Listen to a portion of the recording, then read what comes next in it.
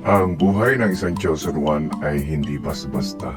Lagi mong tatandaan, ikaw ay target,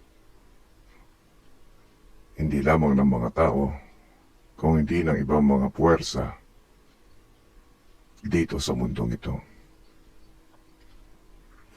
Narito tayo sa ika-6 na series ng ating Chosen One, mga sekreto na dapat itago. Paano kung ang katahimikan sa loob mo ay siya palang gustong sirain ng mundo sa labas? Paano kung habang mas ipinapakita mong masaya ka, mas lalo ka nagiging target? May isang sekreto ang mga tunay na Chosen One, at ito ang ika-6 na dapat mong itago bago pa ito maagaw sa iyo. Sa video natin ngayon ay pag-usapan natin ang ika-6 na bagay na dapat mong itago bilang isang Chosen One.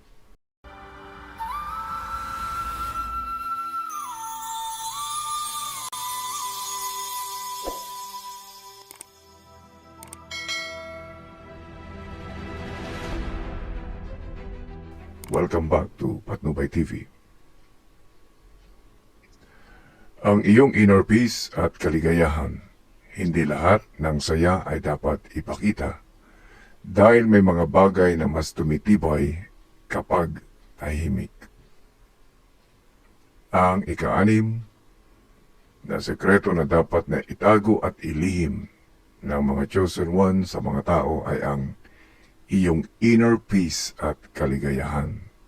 Sa panahon ngayon, normal na ipakita sa social media na masaya ka, payapa ka at okay ang buhay mo. Maraming mga tao na ganito ang pinopost pero ang katotohanan ay hindi. Ano ang kanilang motibo? Para sa isang Chosen One, ito ay dapat na maging isang prinsipyo. Ang tunay na kapayapaan ay pinoprotektahan. Hindi ipinangangalandakan, hindi ipinapakita, hindi ipinagyayabang. At narito ang mga kadahilanan kung bakit hindi dapat ipinapakita ng Chosen One ang kanyang inner peace at ang kanyang kaligayahan. Number 1, para hindi ito maging target ng negativity. Kapag nakita ng iba na ikaw ay masaya at payapa, hindi lahat ay matutuwa. May mga taong consciously or unconsciously susubuking sirain ito. Halimbawa, masaya ka sa buhay mo, tahimik lang, walang drama. Pero nang ibinahagi mo ito, may mga taong biglang magdadala ng problema, issue o negativity sa paligid mo. May mga tao na bagamat hindi ka napapansin, pero dahil ibinahagi mo ang iyong inner peace at ang iyong kaligayahan, biglang-bigla ka na lamang magugulo at magugulat ka dahil magkakaroon ng mga negativity, problema, issue ang iyong paligid. Pangalawang dahilan, para hindi ka ma-pressure na panatilihin ang image. Kapag ipinakita mong palagi kang masaya, nagkakaroon na ka ng pressure na panindigan ito even when you're not okay.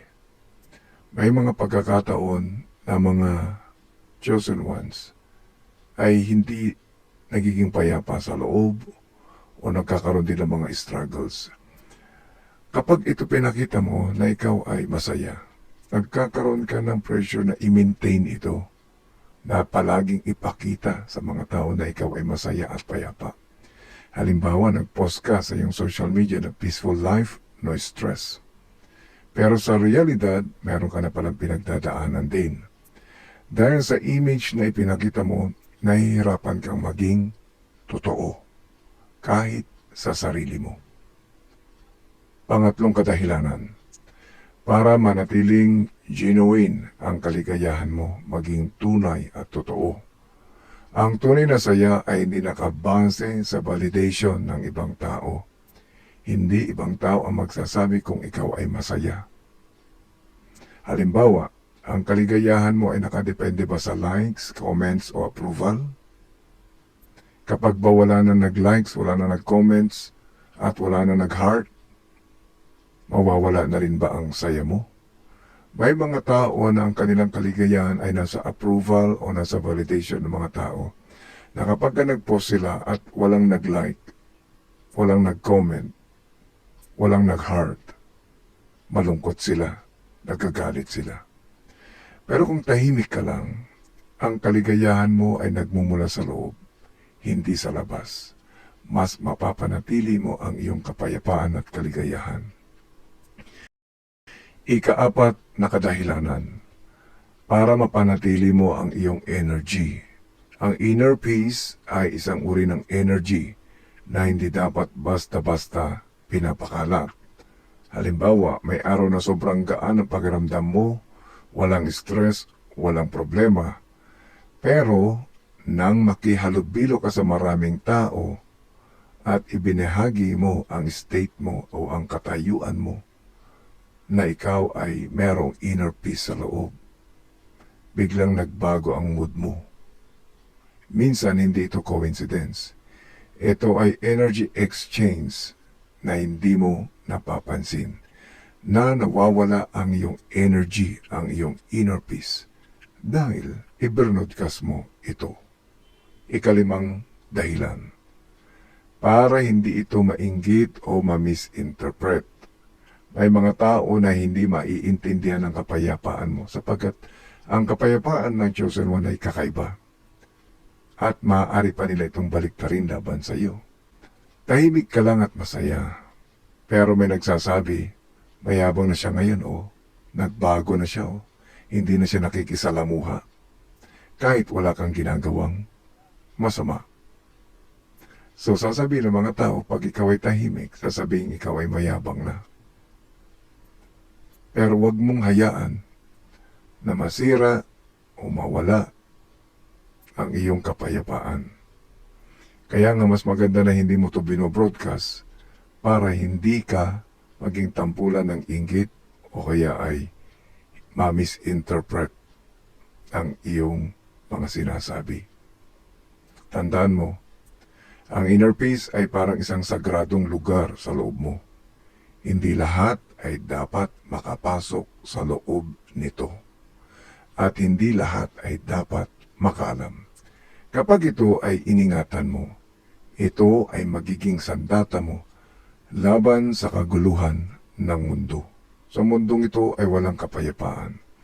Ang mga tao ay magdadasal, ang mga tao ay hihingi sa Diyos ng kapayapaan. Pero walang totoong kapayapaan sa mundo na to, sapagkat ang kasamaan ang naghahari dito sa mundo. Habang naghahari ang kasamaan, walang kapayapaan. Kaya ang kapayapaan na matatagpuan mo ay dapat mong itago sa iyong loob. Kapag itinago at prinotektahan mo ang iyong inner peace at kaligayahan, mas napapanatili mo ang katahimikan ng isip at puso. Naiiwasan mo ang negativity at drama ng ibang tao. Hindi ka madadamay. Mas nagiging totoo at genuine ang saya mo.